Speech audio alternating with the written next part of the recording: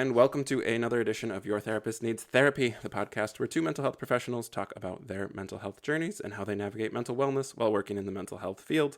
I'm your host, Jeremy Schumacher, licensed marriage and family therapist. To support the show, you can head over to patreon.com/wellnesswithjer. You can drop down in the show notes. We got merch. We got all sorts of stuff. We're trying to be a real podcast.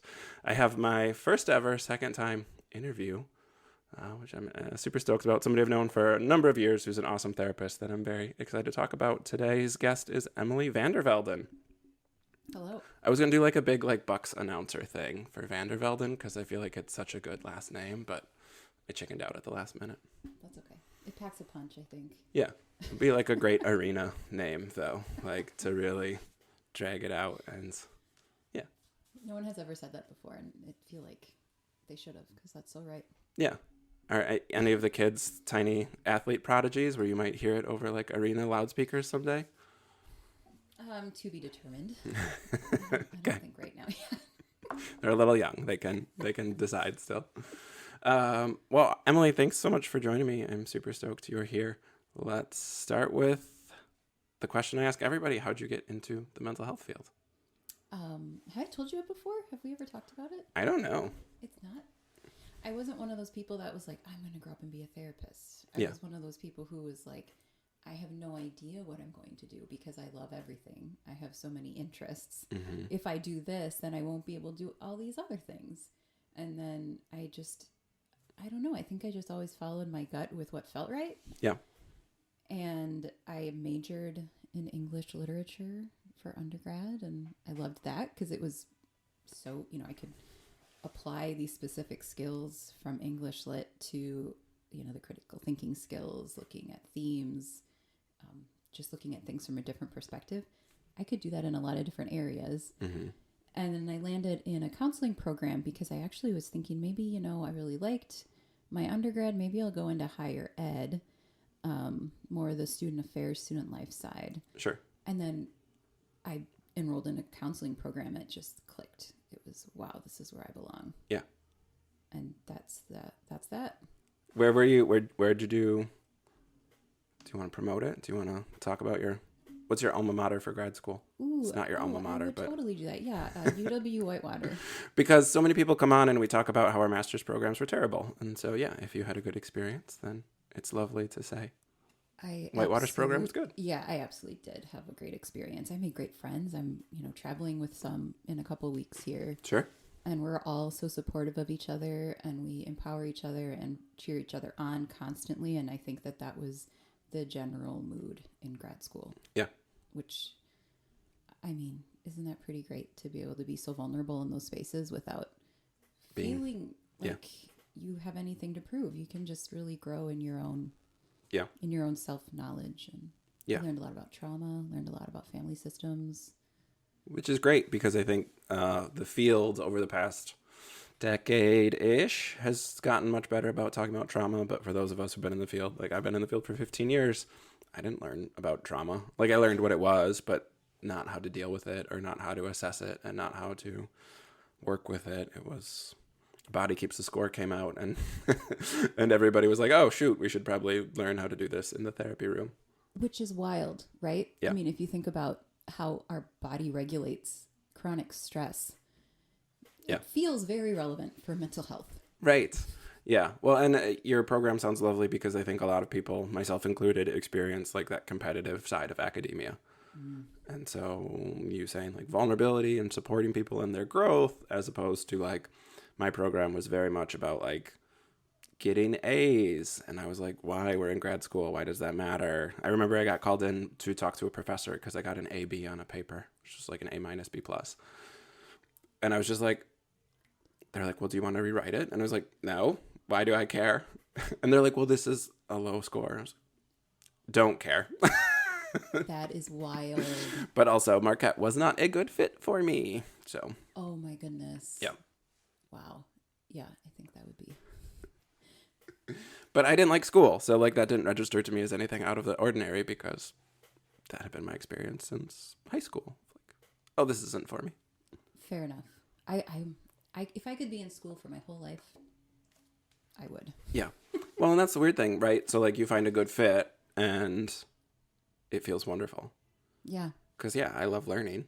I just don't like the structure of education.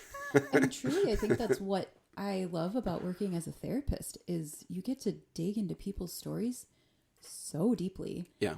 And you get to learn so much. And I have to tell you, I am genuinely always I just feel so privileged to sit for a profession where I get to just sit with people and hear their stories and then use what you and I know about how the brain works and how we come to learn about ourselves to say, hey, how do we fix this quote unquote code that's not giving you the outcome you want?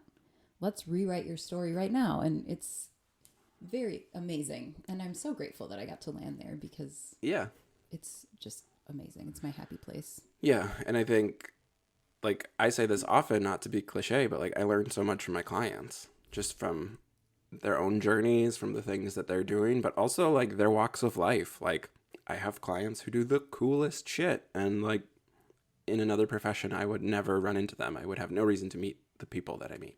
Absolutely. That is so true. Yeah. Yes. And I don't know that you and I have really talked about that much. Just like how, because of the way our jobs are, we're often very, what would we say, siloed? Like we're just doing our own thing. Mm-hmm. But I guess this is the beautiful, lovely point of this podcast to be able to connect about the cool things that we get to experience as therapists. And that is 100% one of them. Yeah. And some of just like, I have a lot of creative folks who send me their projects, their creative outlets, and like, you use the word privileged before. Like, it is a privilege. Like, I feel so honored when I get to be like somebody who works in the music industry and they sent me some of their music before it got released. And I was like, oh my gosh, that's so cool. Like, I love it so much. Like, send it all to me and like, let me know when the album comes out. And like, again, like, I think people think therapy is like this doom and gloom kind of like you're there when there are problems, but like, there's really cool stuff along the journey that pops up. Yes, we're here to help with problem areas, but also like I love to hear about clients' awesome stuff and find their strengths and build on those. Like there's so much cool things that human beings are doing that I get to see and learn about, or professions I didn't know existed. Yes. And like, right? Oh yeah, cool. Love this. Oh my goodness. Yeah. And just the fact that I know they always have the like, some people say I could never be a therapist because I couldn't listen to people's problems all day. Right. And I have never felt that. I have genuinely, truly just I get to listen to people's resilience all day. I get to listen to just the power of the human spirit. Yeah. Whew, it's really amazing. It is. And the amount of work that people do for themselves is super humbling. Also, do you ever have those moments where you're like, oh my gosh, this is a really good space for them. This is a great place for my clients to be. Yeah. And just the ability to hold that space is, once again, so humbling. Yeah. Yeah. I have, I vacillate maybe a little bit more extremely, but like from the like, I don't know why anyone listens to me. And then you'll have a client who comes in and says like, this thing you said 2 weeks ago really like stuck with me. And you're like, I don't remember saying that, but that's fantastic. I know. It's just wild. It's like these ripples, Right. And actually, going back to grad school, when I was in grad school, Dave Van Doren, my trauma professor, who everybody would know, who's gone to Whitewater, he was huge. He said that one of the most rewarding things that he has felt in his work as a trauma therapist is that he is working to break cycles in families, and how for him, that's such a cool thing to think about. Is It's not just the trauma healing for the individual, it's the healing for that system. Yeah. And how that system now has healed, which means that stops the cycles even further. Right. And it's not just one change, it's a exponential shift for a whole family system. Yeah. Amazing. Yeah. It's so cool. Yeah. And again, like I think we see people in crisis, but we also see, as you're talking about the resilience, we see the journey they go on. And so like for therapists who've been in the field for a long time, we have a mix on our caseload. Like I'm sure you're aware of it. Most therapists I talk to try and pay attention. Like if you're super heavy on like brand new clients all at once, it is a lot because like you're not seeing all that resilience yet. You're not seeing all that stuff. It's there, but you're also dealing with like the present crisis. And so I at this point in my career, I'm like pretty balanced on clients who are in maintenance, clients who are almost done with therapy versus new clients versus like I say I try not to have the same issue back to back to back, because even though everyone's different, I don't want 3 or 4 couples cases back to back. Like I mix up, and that's my ADHD, but I mix up my caseload enough where like every hour is different for me. And like that helps, I think, helps me as a therapist show up authentically and genuinely for my clients. Good for you. Thanks. No, seriously. I don't know how to take a compliment. I know. I think that takes attunement. That takes awareness. I think that's very amazing. Good for you. Yeah. I think it's, I figured out how to do it early in my career because I could tell the difference between like showing up authentically or being like, ugh, my 3rd depression case of the day. And again, that was early in my career where I didn't have much say in my caseload. It was just at an agency taking anybody who walked in the door. Yeah, absolutely. Yeah.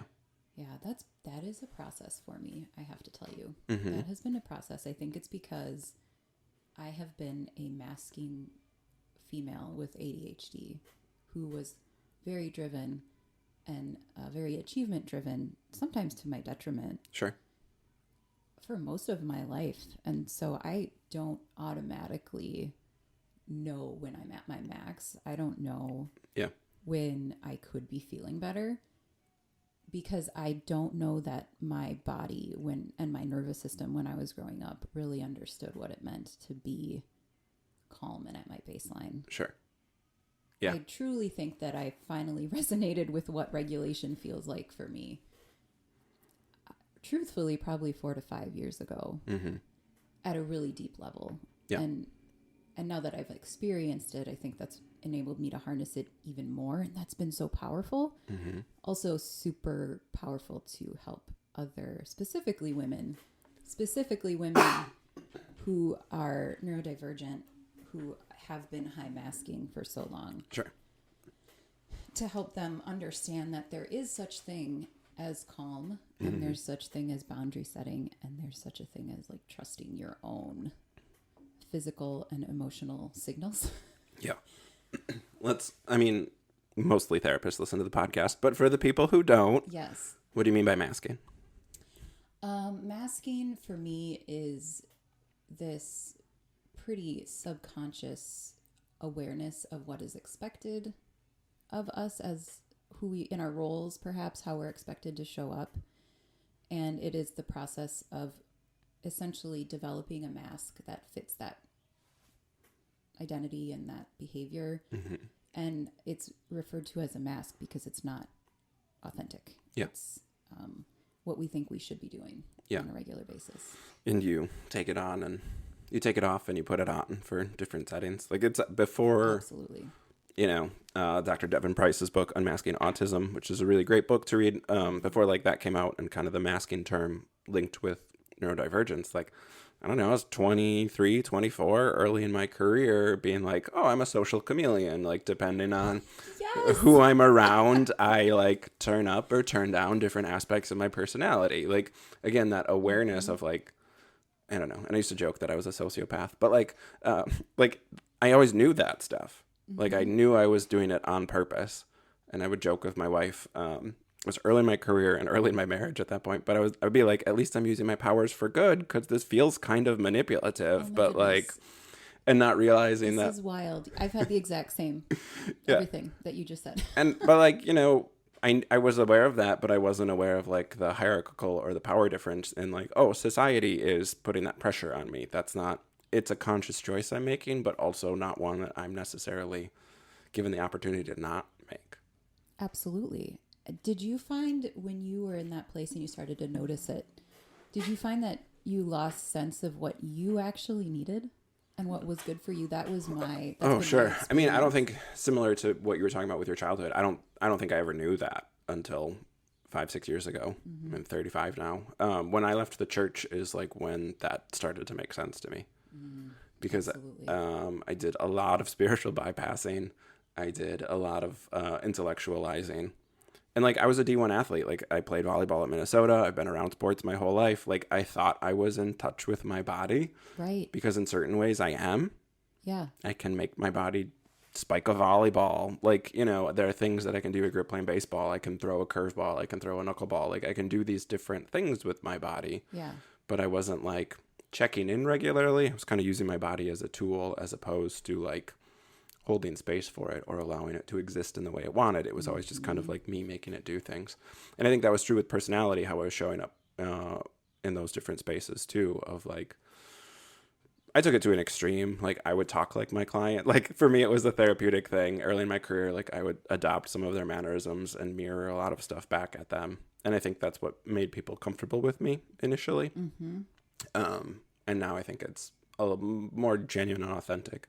I probably still do it on a subconscious level to some degree, but now I think people's comfort level with me is because I'm showing up in a real way, and that resonates with them. I love that. Absolutely. But yeah, I got diagnosed. I mean, my last year post-grad was 23, maybe, when I got my ADHD diagnosis. And like I went in and said, hey, I have ADHD. I just want to do the test because I want the documentation. But so like I knew it, but again, that like for me, leaving the church and like kind of looking at what my life was like away from that made me relate to my ADHD differently. That's super interesting. Yeah. I want to turn it back. I want to know more. Emily's like, screw this. I'm not the guest. Emily's thinking, oh, tell me your story. I'm fascinated. Well, and again, like I thought because I was aware of this stuff, like I thought that was really good. Like, oh, I'm self-aware. But I didn't realize like how much stuff I was just pushing aside to get like the results I wanted. So like after there's a lot of stuff that kind of happened all at once. But we had like we had our second kid, my wife and I, and like I shifted my diet and like my nutritional intake. I did a lot of things differently of like, oh, 30-year-old Jeremy needs a lot of different things than 20-year-old Jeremy did. And like, duh, everybody goes through that aging process. But like I was coaching, I'd practice every day. Like I did a lot of physical stuff still where like I didn't necessarily have that dip in metabolism in my mid-20s. Like it really wasn't until 30 where it's like, ooh, I have some weight I could cut back. Like my knees hurt. That's weird. That's not normal for me. So I had to change a lot of stuff. And it was in that process where I kind of was like, oh, I'm not as in touch with my body as I thought, because now my knees don't hurt, but also this hurts and this thing hurts. And like, why am I so tense? I feel like I'm relaxed, and then I started learning about religious trauma, and I got my certification in that. And then it started to like make sense of like, oh yeah, like you're stressed because this thing you were taught as a child is still with you, even though you don't believe it anymore. Or you're prioritizing other people's comfort over your own because you were taught as a kid that that was a good thing to do. And like, you don't believe that anymore, but it's still in there. And so again, that like intellectualizing I did was like, oh, I know this, and therefore like check that box. But I wasn't necessarily like embodying it or experiencing it both in my body and in my brain. It was just all in my brain. Yep. So yeah, I was around 30 when like my diagnosis started to make sense to me in a different way. So absolutely. I'd had that diagnosis for 7-ish years. And it was more in your head. And it was in my head. It was in your head, and then it traveled. Yeah. And I knew, and like the way I talk about ADHD is very different now too, because I spend a lot of time on like sensory issues and like processing stuff instead of, and I still do the structure stuff. I still do, how do you make this work for you so that you're functional? Like, you know, how do you exist? And I kind of talk about it as like, as a neurodivergent person, how do you exist in a neurotypical world? And like, I think that's important and helpful for a lot of people too. But I have, I mean, that embodied work that I do and some of the somatic stuff, like all that's new-ish, 5 years old. But like, yeah, I did 10 years in the career without approaching it that way, and then shifted how I was doing it. And that's so powerful. And also, in my mind, goes from a deficit base to a strengths base, because sure, if you think about, at least from my perspective, you look at the traditional quote unquote treatment goals for someone with ADHD, it is essentially for them to be better behaved, right, and a more quote functioning member of society. Yeah. And I think there's a quote I heard. I'm going to butcher this quote, Jamie. Sure. I'm so sorry. Essentially, it's not a sign of health to be healthy in an insane society. Yeah. Right. And I feel like going from okay, so how can you get all your work done in a day and et cetera, et cetera, et cetera, might not be the path to inner wellness. Yeah. Why are we all burned out all the time? Exactly. Like maybe the path to inner wellness is exactly what you're talking about. The sensory focus, somatic focus. How do we set boundaries so that we can care for ourselves? How do we know how it feels to honor our own regulation so that we are at our best, not at our max constantly? Yeah. And understanding that ADHD and neurodivergence maybe wouldn't seem like such a big issue if we lived in a society that wasn't structured for neurotypicals. Yeah. Well, and current research has it somewhere around 20-25% of the population is neurodivergent, which like I think is low. And I would say like, well, okay, if it's around 40%, neurotypical is much less of a majority than we like to pretend. And I think it is because I tend to think like the people who are really, really good at bureaucracy, I'm going to stereotype horrifically for a minute here. The people who are really good at bureaucracy are probably on like the autism spectrum somewhere. Like that person who loves spreadsheets and is at work at 6:59 every single day because their route never changes and their life is so very, like you can't tell me that that's like the gold star of neurotypical of like, oh, you understand bureaucracy to a T and you're really good at it. Like, come on. So again, I think as far as diagnosis goes, like it's such a small subset of what neurodivergence actually is. 100%. It's predominantly male, predominantly like elementary school aged, who's hyperactive. Like that's what we're catching in our current system. Because that is what the filter is designed to catch. Right. Whereas, yeah, let's share your story. You were recently formally diagnosed. Mm-hmm. Tell us about that. I thought for my whole life that I just was highly anxious and a highly sensitive person until I started to think about my life in a bit of a different way and think about I think the biggest thing for me was this feeling of I was kind of always pretty intelligent, but I would look at my peers and wonder what did they figure out that I didn't figure out? Mm-hmm. You know, I feel like I should be at this level. You know, I get high ACT scores. When I took my national counseling exam, I think I was like in the top 98% scoring. Yeah.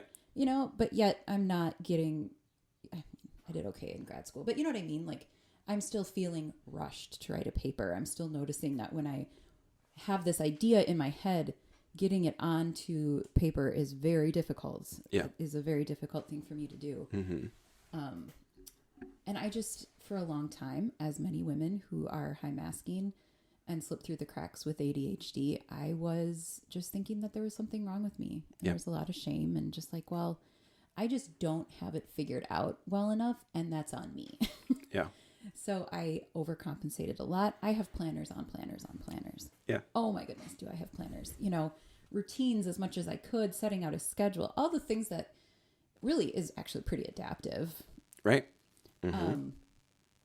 That all worked fine for me. And I really just thought like, I'm just highly sensitive and I just can't handle it. That was often the stories I would tell myself.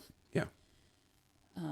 And then after I had kids and started to try to work, parent, care for myself, be a human, be a friend, I realized that, wow, there is just something not clicking. I'm doing everything I can and I'm still fully burnt out, fully overwhelmed all the time. Yeah. And so I just started doing some research, talking to some of my, you know, the people in my life and putting the pieces together. And very similar to you, it must be the field. I had basically said, I'm pretty sure I check these boxes. Yeah. Right. And I went to an amazing doc who was so, and honestly, I strategically screened through the providers that I wanted to reach out to because I wanted to make sure that they were up to date with current research. We're not using a filter system that was made for a very specific population. Yeah. And so I found someone who was so empowering and so helpful. Yeah. And it empowered me to really be a better parent too, because I thought, you know what, I've got 2 girls. I am not going to have them slip through the cracks like I did, because I want them to be set up to feel so empowered in who they are. Yeah. And to feel so confident in how their brain works. And so it empowered me to seek out an eval for one of my daughters. And of course, yep, she lands it. She's twice exceptional. Yeah. She's very, very gifted and also has ADHD. And it turns out like pretty clear ADHD. Sure. So I'm like, okay, that tracks. Yeah. Yeah. And there's a genetic component. Like my 6-year-old, that since he's probably been 3, I try to diagnose my children, but like he made it pretty obvious. But it's so interesting as a parent, because it's like, oh, he's tiny me. Like my wife and I talk a lot about, like, we have 2 kids, which boy takes after which parent, because they're very different boys. And our 6-year-old is tiny me. He looks like I do when I was his age. And like, I'm just like, I get it. I grew up in the 90s, but like, how did everybody miss it? Because it's so obvious. But then like, right, being able to support him and give him space to let his brain be his brain. And how do we navigate things like stimulation we don't like, and how do we find healthy dopamine that we like? And, you know, that's not how I can necessarily put it into terms for him, but like, as far as my wife and I communicating how we parent, like, it's a world of difference. Absolutely. Absolutely. A really beautiful moment happened when I was telling my daughter about her ADHD diagnosis. Mm-hmm. She's 6. And I found these YouTube videos. It was women talking about their experience with ADHD and what that was like for them. Yeah. And it was age appropriate, obviously. But she's watching it, and then we stopped it, and she looked at me and she's like, Mom, I want to do all the things that like help me feel good and keep my superpower going. And I was like, hell yeah. Yeah. I got you, girl. Yeah. Yeah, I love that. I hate the superhero metaphor. So before any of my listeners chime in and are like, Jerry, you don't like that. You've said it pretty. Just because I'm a comic book nerd, I'm like, a superpower you can't control is not a superpower. Oh, really? That's the baseline of many superhero stories where their powers go haywire, and it's a real problem. And I feel like, yeah, I don't wake up and know that my ADHD will do what I want it to. So I push back gently on that metaphor. But yes, like that empowerment of like, yeah, your brain is like awesome and can do a lot of cool things. And I love that. I love the language around like 2E, twice exceptional. That wasn't a thing in the 90s when I was growing up, but would have been really nice.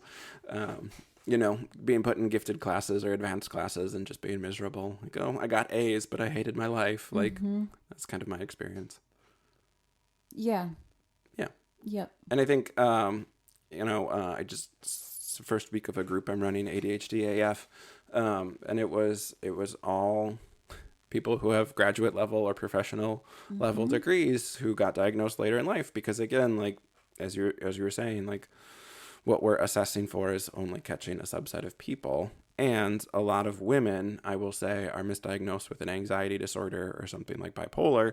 When it's not that, it's just their neurodivergence. And whatever professional they're seeing is not savvy enough to test for the right thing, or is not up to date on it. And like the DSM sucks. Like I talk about that all the time. Like the way ADHD is written, and to some degree autism spectrum, although that just got a big update, which is better than it used to be. But like, it's very much behavioral based and like from an observer's perspective.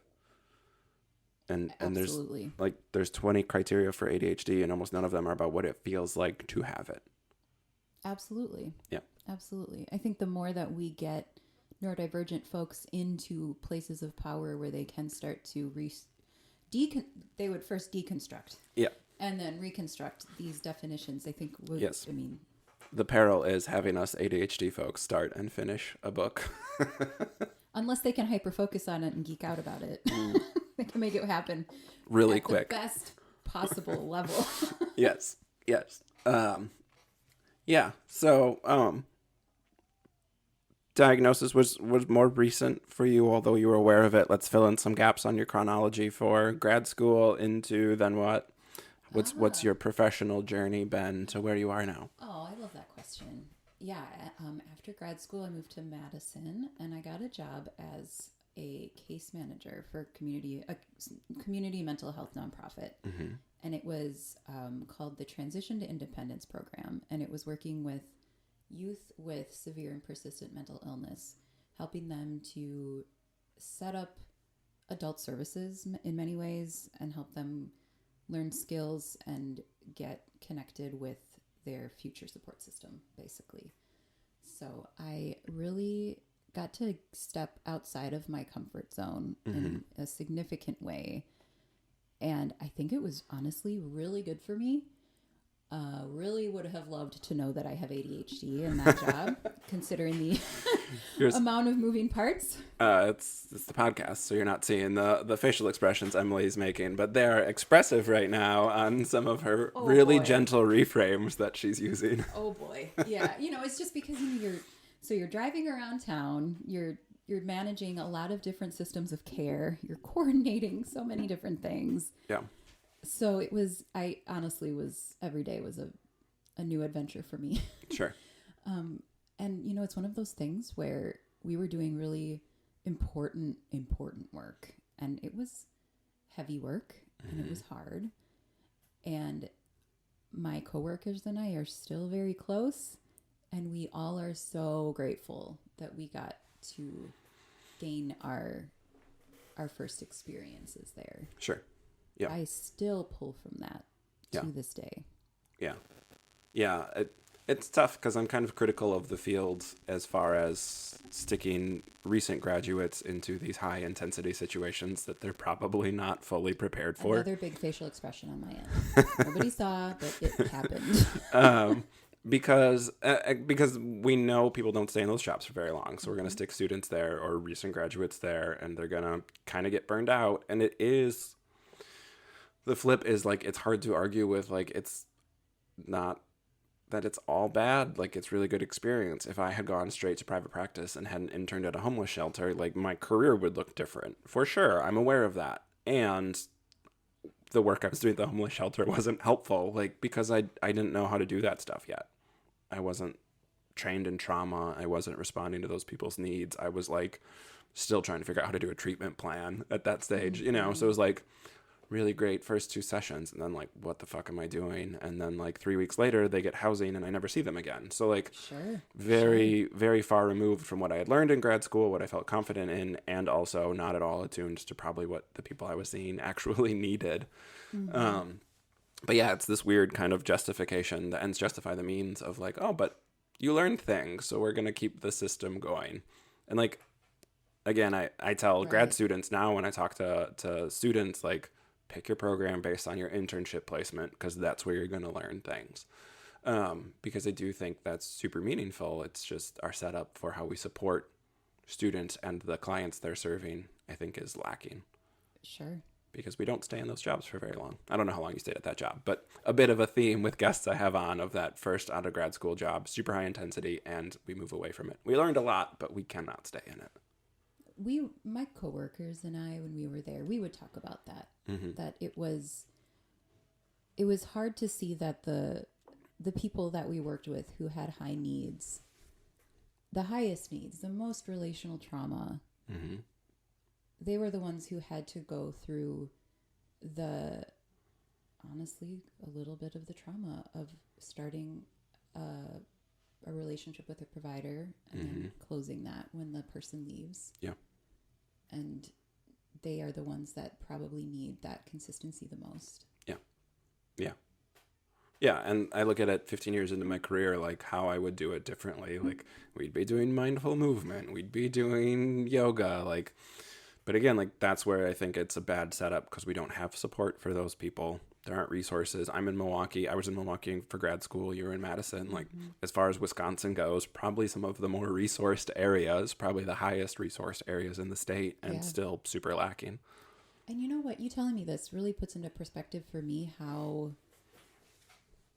supportive my agency was. You know, we did a lot of like family support, children's support, birth to 3. That was my program that I worked in was the oldest age group that the agency served. Sure. And honestly, we got a lot of support Yeah. with interventions that were trauma informed. We had So good. I was a part of the trauma informed care committee where, you know, we would participate in you know, fostering a good place for the providers to take care of themselves, and then provide resources to help providers support their families. And so that really is really interesting because I think I got exposed to trauma informed care. Yeah. That's where I learned how to put it into practice. Sure. And so that's super. I mean, I guess I'm noticing renewed gratitude for that. Yeah. That space. Yeah. Yeah, which is awesome. And I do think the field is getting a lot better at it because I had a very recent grad on the podcast recently who spoke super highly of their program and all the things they learned about trauma and how to do it. So, like, again, the field of psychology is usually behind, but it's catching up slowly. Yeah. And as I think about it, I think maybe being a advocate and a case manager, you become that buffer between this person who has a lot of trauma, needs a lot of support, and the system itself that can be inherently traumatic. Yeah. So that maybe underscores the importance of my agency being very trauma informed. Yeah. And again, those places obviously exist and they probably existed in the 90s, but I don't think it's the norm. I think, again, a lot of it is... That's why I tell students, like, don't do what I did. Don't just pick a grad school based on geography, or don't, you know, I graduated college when I was 20. So, like, don't do that either. You're a baby. I was a baby. I had no life experience. My professors had been tenured longer than I had been alive. So it was a shock. It was a shock that it wasn't a good fit. But again, like, those programs and, like, figuring out that stuff, we don't always know what that looks like at 20, 22 when we're getting out of college, what we want to work with. But, like, I do think that internship placement and those program fits are very important for kicking your career off in a healthy, sustainable way so that you don't burn out within 5 years.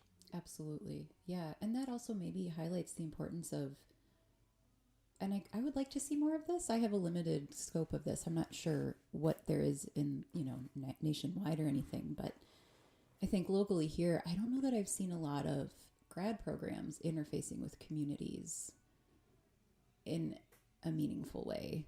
Yeah.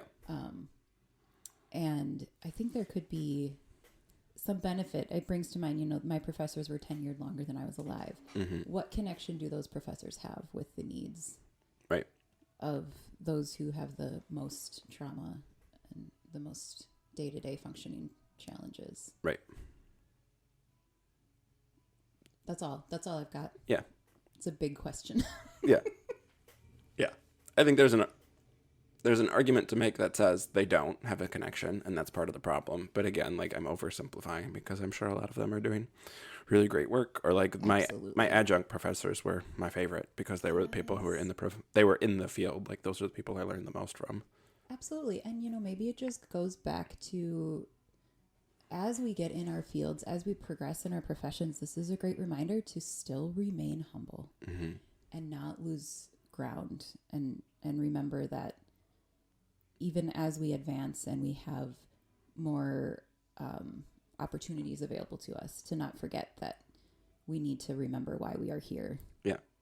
Well, and I think seeing clients regularly, like, that's, I don't want to say that guarantees it because it doesn't, but, like, that's the difference where you're an academic and you're tenured and you're not dealing with people on a regular basis. Like, it's easy to get theoretical. It's easy to get lost in your own research or your own funding or whatever. Like, I'm just as critical of the education system as an academic as I am from a student perspective, because I've worked in higher ed from that perspective too. And, like, exactly, it's not supportive. It's about how do we make money? How do we fund this stuff instead of what are we doing that's helpful? What are we doing to be a healthy space? I think you and I have shared that conversation before about our well, when we met, I was just getting out of higher ed, so yes. Yeah, well, and I'm outside of higher ed for a reason as well. You know, like, having interfaced with it myself. You and I both have There are probably, I'm curious because I run into all these therapists who are neurodivergent, especially on the podcast.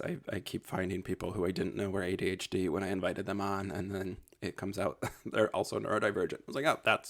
That tracks. We find each other. Yes, neurodivergent brains find each other is one of my many mantras. But like, I don't see that as much in higher ed, and I'm like... Again, it's a weird space where I'm like, oh, in therapy, I find all my people. And then in higher ed, in academia, I was such a weird outsider that rubbed a lot of people the wrong way. And isn't that goes back to being able to understand that it's not necessarily that you need to mask better to fit in. It's right. more of just saying, hey, what's a good space for me versus right. This is not an environment that will help me succeed and flourish. Right. Yeah. Yeah. Yeah, for sure. Mm-hmm. So, nice segue on flourishing. What does flourishing for you look like now? What are you working on? How are you taking care of your brain, taking care of yourself? Wow, that's a big question. Thanks. So probably like many neurodivergent folks, I think I start with the routine of my day and the intentionality behind my day. I use mindfulness and connection with the present moment as a huge foundation every day. I'm also quite spiritual. I'm very connected with nature and with the world around me. And I think one of the things that just automatically happens day to day for me is there's gratitude and awe for the fact that we are little ants spinning on a giant ball through space. Yeah. And so I love to just remember that and have gratitude that I am witnessing it. Mm-hmm. And so I know that sometimes we look for purpose and meaning, that's one of the big things we need in our life. And a couple years ago, what settled in for me was that my purpose in life is to simply witness the miracle that is this existence. And mm-hmm. that for me, I think is the biggest driver behind my mindfulness and my present moment awareness. Yeah. I have some of my clients and I joke, but I will be pretty direct in sessions and say, well, the future isn't actually real. Yeah. So remember that thoughts are just thoughts and we can't believe everything we think. And what matters is today. Mm-hmm. This is what matters. And yeah. So I think a lot of what for me flourishing looks like is not getting too far ahead of myself and connecting with what is that day. Yeah. And taking things a day at a time and making sure that I am completely engaged with what is in front of me. And that some days that's easier than others. And yeah. I know that the days that it's easy are the days where I feel most fulfilled. Sure. And the days where it's harder are the reminders that I need to take a break, take a breath. Yeah. And just understand that I can only do what's in front of me right now. Yeah.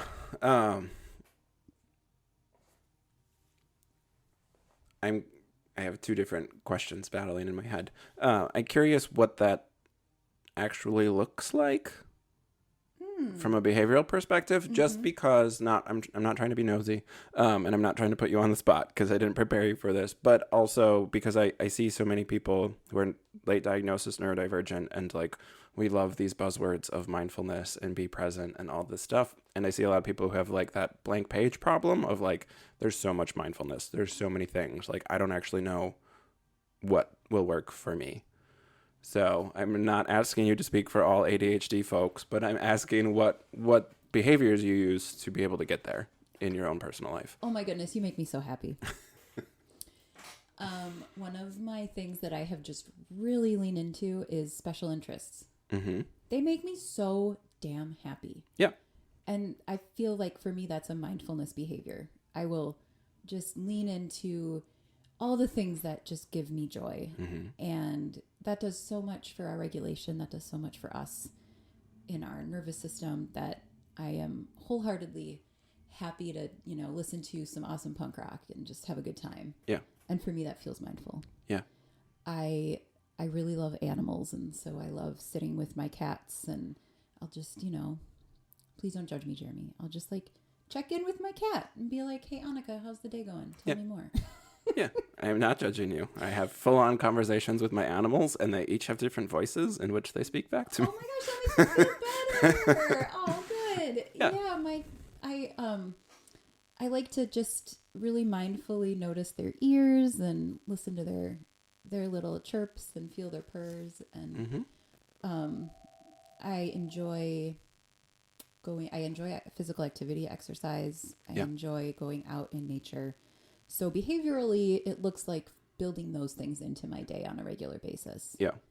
My husband and I, we kind of have a love of Star Trek, and we lean into that. And so, little glimmers of things that bring us joy throughout the day. We have a big Dune poster with Litany Against Fear in our living room. Nice. Yeah.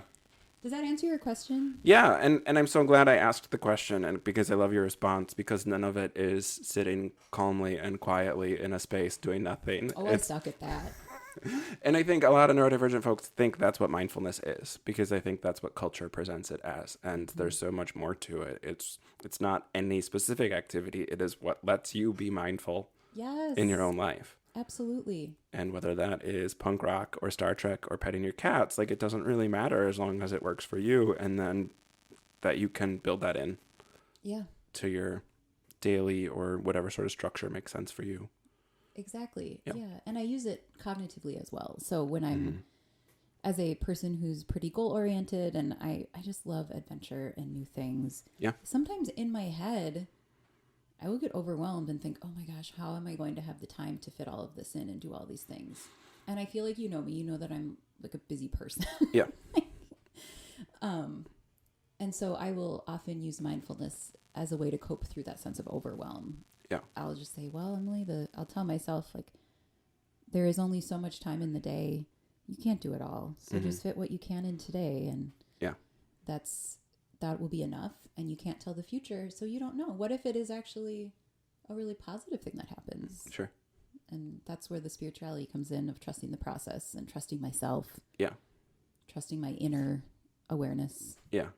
And I love nature as well. A lot of ADHD folks do. My pagan friends are a high percentage of neurodivergent population.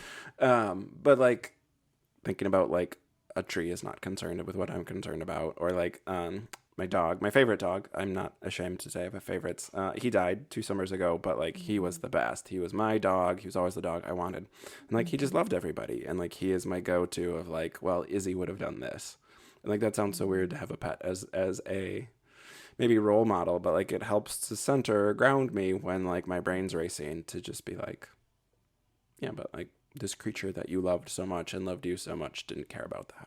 Absolutely. Absolutely. And I like that you bring that up, because I think we need to own the power of animal relationships in our life. So that we don't have, I think it's disenfranchised grief is what a lot of people experience when they lose their animals. Yes. And often those relationships are closer than human relationships. I love my pets more than I love most people. So, yeah, I want to always acknowledge that that's really important. So I'm glad you brought that up. Yeah. Yeah. I have a lot of animal lovers on the podcast too. Previous episode with Gabby Maniscalco, like part of her practice is working with animal loss and grief, because it's a big deal, and that not a lot of amazing. people focus on it. And like it feels weird, like, right? Popular culture maybe doesn't do a good job, or maybe has some shame still, some stigma of like, oh, I'm going to therapy because my dog died. But like, why not?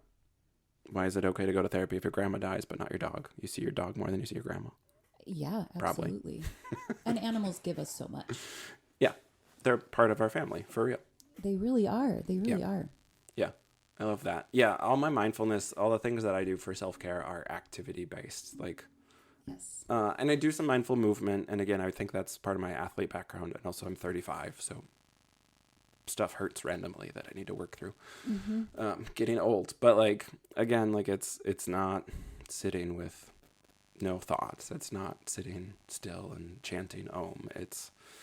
I can do yoga with music on and other stuff going on, because that's the stimulation I need to be able to rest and relax. I can do some of that stuff. But it's movement. Like mindfulness for me is walking through the woods. It's not sitting still or listening to a guided meditation. That stuff's great. And if it works for you, I love it. And also that doesn't work for me. No. Yeah. And I think that often when I introduce mindfulness with clients, there is a bit of a, oh no, she's bringing up mindfulness. Yeah. She wants me to, sit and do a thing. Yeah. And I really don't want to. It's uncomfortable. I think it can actually be a little bit uncomfortable sometimes to have to tell your bodies to sit still and think of nothing. I think that can actually have an adverse effect. Yeah. If your body is telling you that you need to be moving. Yeah. Or, you know, I think paddleboarding actually, that kind of, right, that nod for you. Yeah. That was a big one. Yeah. People know I like to be out on the water. I love fire and water because they're always moving. And so they're very... Yes. They're very calming for me. Yeah, like that feeling when you're on the paddleboard of pushing the water with the paddle? Mm-hmm. That feels very mindful to me. Yeah.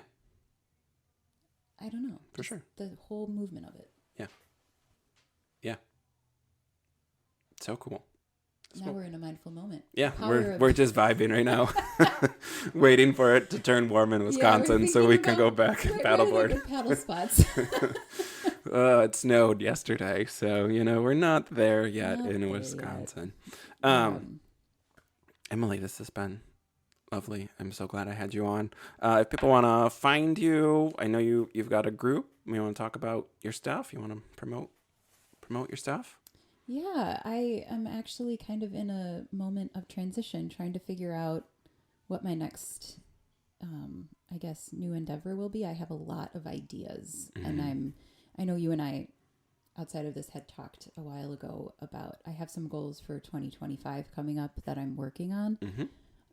And one of the things I was able to implement right away is I'm running a group called Capable, Calm, and Connected for ADHDers who identify as women, and it's been amazing so far. We're defining what all of those things mean for us. What does calm actually mean? What does capable actually mean? What does connected actually mean? And I have to say, it has been amazing sitting with these people and hearing their very amazing perspectives. And not just that, the support from each other and the validation. Wow. I mean, I just sit there and I think this is such a gift. Yeah. Such a gift. Yeah. So cool. Yeah. So maybe stay tuned. Maybe I'll keep you posted. Friend of the podcast. We'll share your updates. Yeah, absolutely. Yeah. I'm excited about them. I think that this is my intentional, mindful awareness of that I can only do so much today. And so I'm very much setting a lot of intentions and letting my body and brain and spirit tell me what I need to do and what steps I need to take. I'm not trying to force it. Yeah. So I'm practicing patience. Yeah. Love it. Yeah, and we will stay tuned and share updates as they happen. Emily, thanks so much for coming on today. This was so great. Thank you for having me. Yeah. Great space, great company. Amazing. Yeah. And to all our wonderful listeners, thanks for tuning in again. We'll be back next week with another new episode. Take care, everyone.